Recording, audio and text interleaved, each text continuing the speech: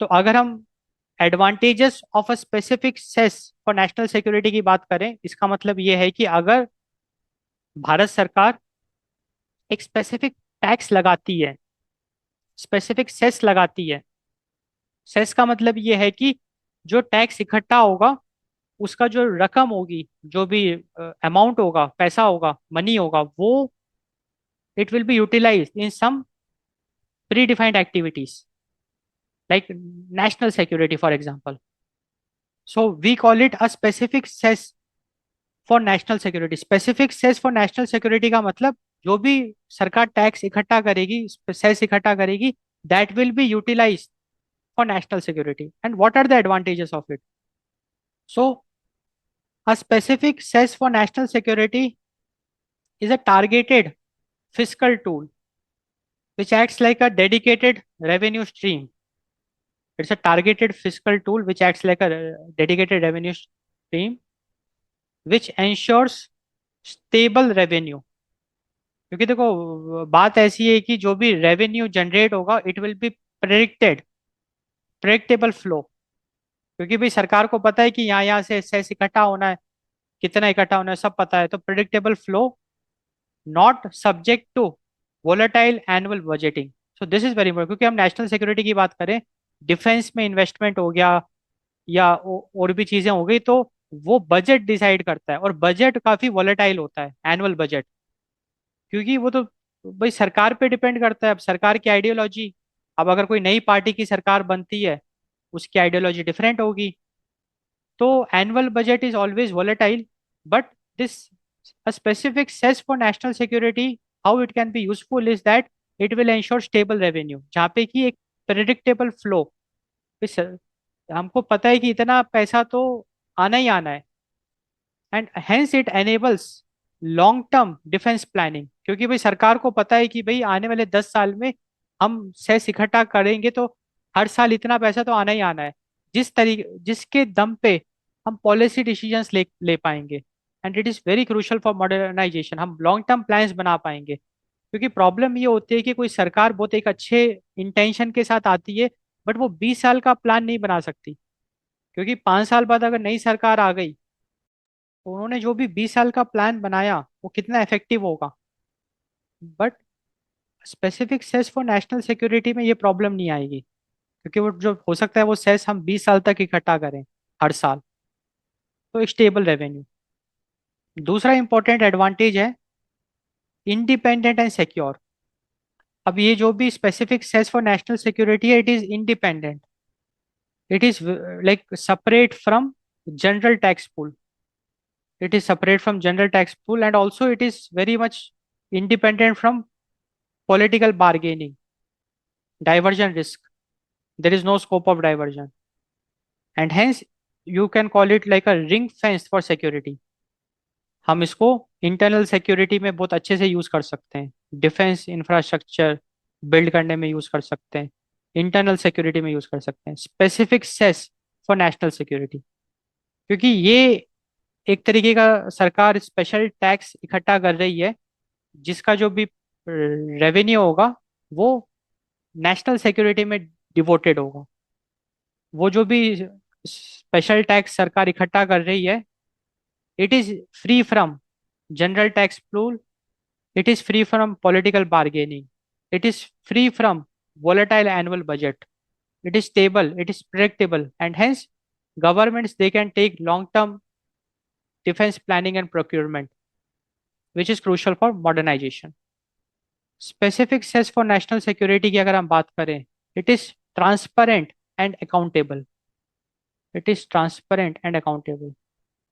क्योंकि ये जो भी सेस हम लेंगे, सरकार लेगी, उसका clear purpose is defined, easier tracking of utilization. क्योंकि भाई हमको पता है कि भाई उसको नेशनल सिक्योरिटी में लगाना है, तो कितना सरकार ने टैक्स रेवेन्यू इकट्ठा किया, कितना लगाया, बहुत इजीली ट्रैक किया जा सकता है। It also enhances public trust through audit trails. मतलब कि ये जो specific cess for national security है, इसकी गाइडलाइंस है, like we have the 2025 act framework which ensures transparency and accountability, wherein the government, whatever the revenue it is collecting and how it is utilizing it, all that needs to be made public. It should be transparent, and that's why it will enhance the public trust also. तो इसका एक हम example देख सकते हैं, specific search for national security का अगर आपको एग्जाम्पल देखना है तो एक एक्ट है, that is the health security से national security cess act. Health security से नेशनल सिक्योरिटी सेस एक्ट 2025, जिसके तहत भारत सरकार ने ये जितने भी पान मसाला बनाने वाली मैन्युफैक्चरिंग यूनिट्स है उन पे एक स्पेशल सेस लगाया।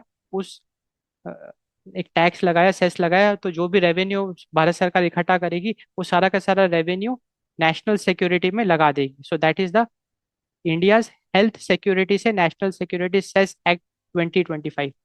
It is like a example of a specific cess for national security.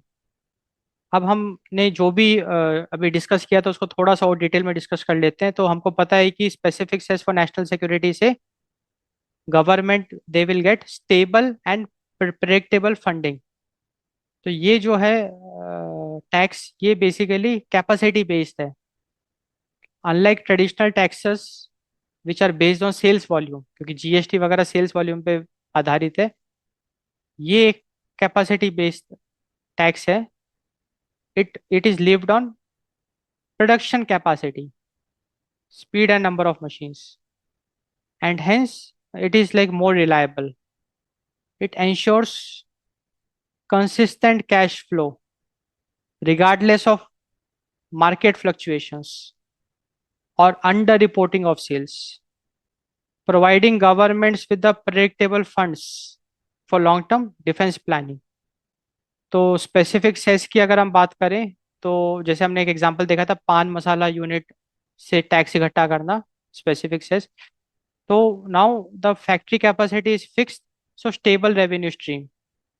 But अगर हम अदर ट्रेडिशनल टैक्सेस की बात करें, they depend on the market fluctuation which is variable, and hence the revenue is unpredictable, earmarked and non lapsable resources.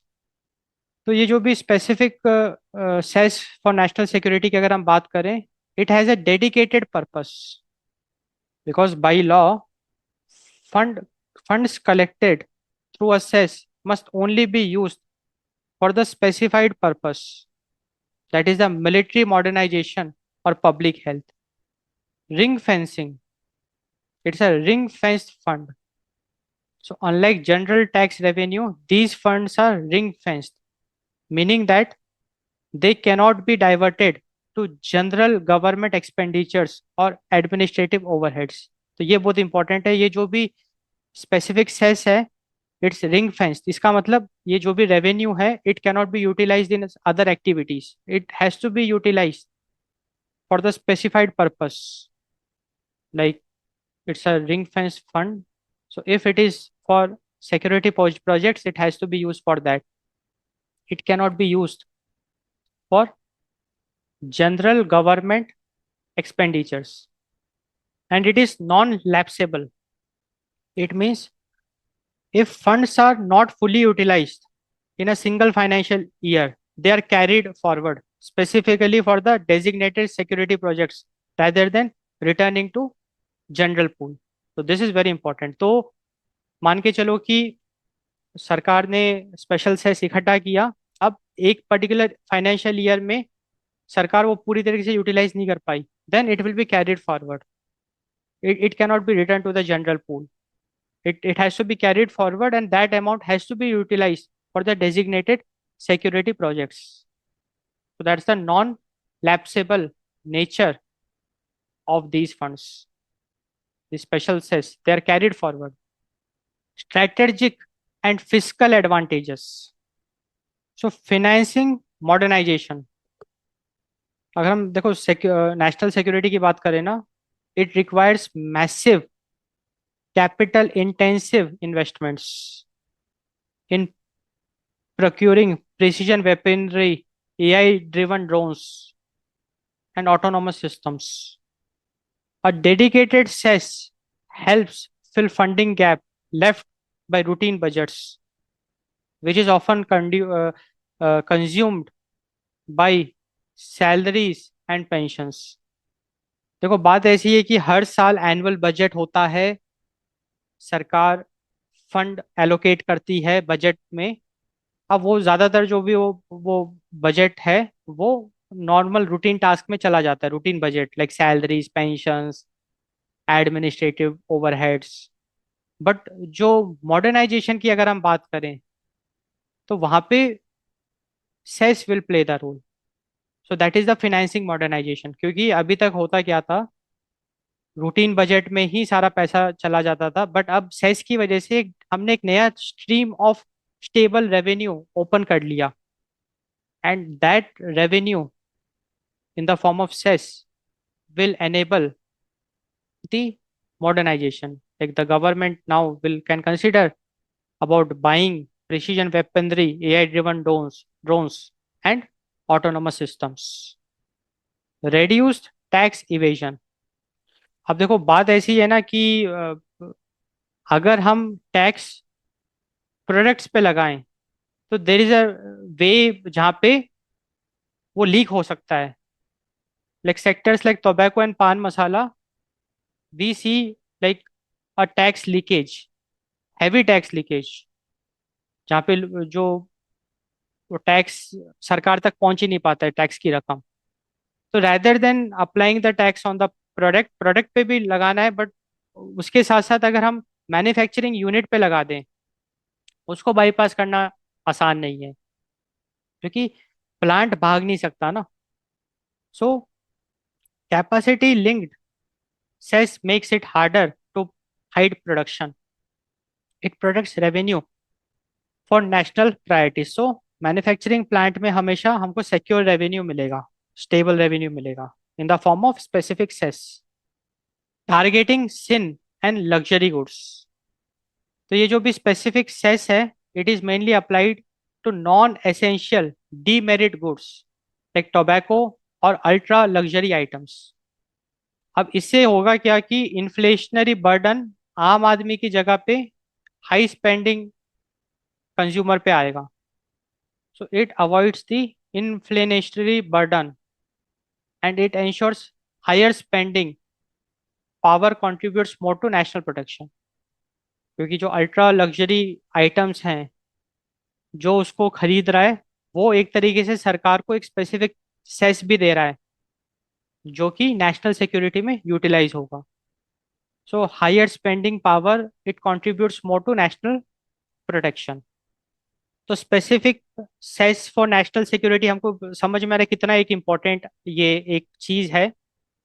अगर हम एक और advantage की बात करें, that is the administrative and constitutional control. तो अगर हम यूनियन कंट्रोल की बात करें, तो under article 270 of Indian constitution, cess and surcharges are generally excluded from the divisible pool। So it is excluded from the divisible pool which is shared with the states।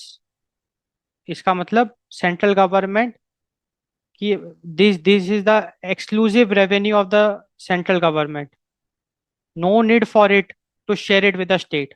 So that is the administrative control. तो advantage of, अगर हम specific cess for national security की बात करें, तो जो भी केंद्र सरकार है, वो जो भी स्पेसिफिक सेस इकट्ठा करती है, टैक्स इकट्ठा करती है, so under article 270 of Indian constitution, cess and surcharges पे पूरा का पूरा अधिकार केंद्र सरकार का है, सेंट्रल गवर्नमेंट का है। It is exclusive revenue of central government, no need for central government to share it with the states, because this cess and surcharges, they are excluded from shared pool। There is no obligation to share it with the state governments। Flexibility की अगर हम बात करें, now government has the flexibility, governments like the central government, it can introduce or remove a cess without the complex process of changing base tax rates। So quick introduction or removal without complex base tax changes, agile response। तो कहने का मतलब ये है कि अगर सरकार को लग रहा है कि लाइक युद्ध की स्थिति बन रही है, या कुछ उसको नेशनल सिक्योरिटी की अगर हम एग्जांपल लें कि उसको लग रहा है कि कुछ रिसोर्सेस इकट्ठे करने हैं, तो सरकार तुरंत सेस इंट्रोड्यूस कर सकती है without complex base tax changes. Quickly, it can introduce the cess, collect the revenue, utilize that revenue in some national security activities. And once the government feels that, okay, now it's in a stable position, it has all the resources what it wanted, it can remove that cess. So that's the flexibility which the government has. And this is like a very big advantage, the flexibility and the union control, administrative and constitutional control.